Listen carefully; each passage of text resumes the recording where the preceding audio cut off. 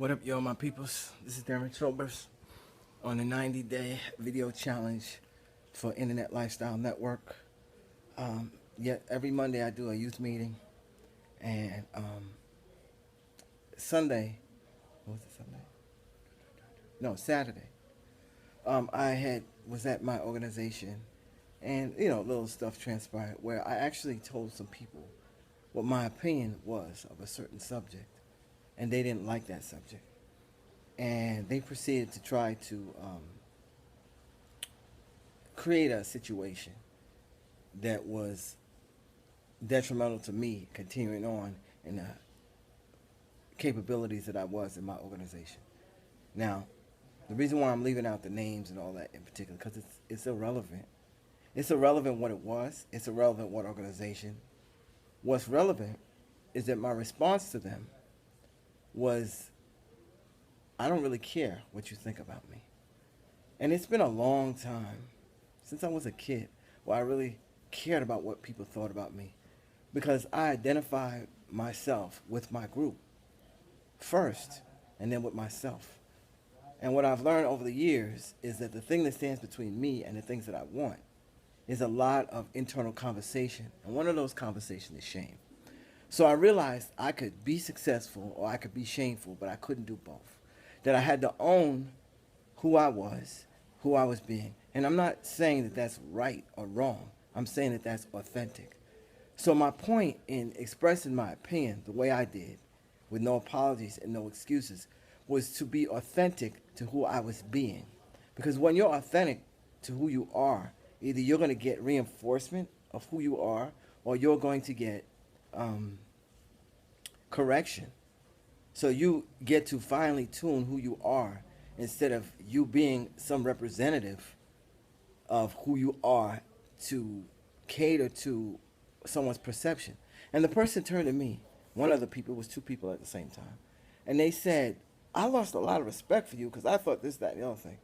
And I said to them, well, if you respected me on the basis of what you thought, then you, first of all, one, you don't know me, and two, I don't need that kind of respect. Either I'm who I am and you respond to me as that person, or you don't. But they took it to the next level and tried to use this conversation to sever the relationship that I had with this organization. And me and the people in the organization are pretty tight. I work with them, but they're also my friends. So they were like, I don't know what you're talking about, da da da da. And I saw them because I was running errands for people, and I saw the whole thing go down. And the end result was, after it was all over, the person has a position where we work in the same capacity. And they were like, well, I need you to do X, Y, Z, and Z to me. That was their response, because they saw me, saw them. So their response was, okay, but I'm still in charge of you, whatever. But it was so childish and so kindergartenish that the reason why I brought it up is because I want to use it as an object lesson of the mindset that you need to have for your own personal defense, for the defense of your life, and to be proactive. Because having an opinion about anything protects you from whatever wave that's coming along of the crowd. Because if 6 or 7 people get in a crowd and they voice a certain opinion, just like in that training, remember that training that we had?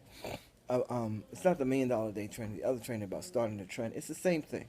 So you need to be convinced for yourself, not that your idea is a good idea, not that your idea is the best idea, but the fact that it's your idea and promote it as yours. It's the difference from you saying, oh, that's a dog and that's my dog. You need to make the transition to that it's not a life, but it's your life. It's not a house, but it's your house. It's not a business, but it's my business. And the difference is putting your own personal touch in it, because that's what people are buying into. They could care less if you're selling earplugs, if you're selling nuts, bolts, if you're selling trees in a forest. They don't care. They're not buying a tree. They're buying you. They're buying a relationship. It's the difference between a customer, right, and just a patron. When someone goes to a patron level, you have a personal relationship with them. So what you're doing is you're building a social network that is based on a personal relationship with people, they don't have to have the like mind. They have the same goals. You don't actually want to have the same people who have the same mind as you. You want to have people of different backgrounds so that diversity becomes your strength. And you need to suspend your prejudice against people, and make every relationship that you have beneficial. So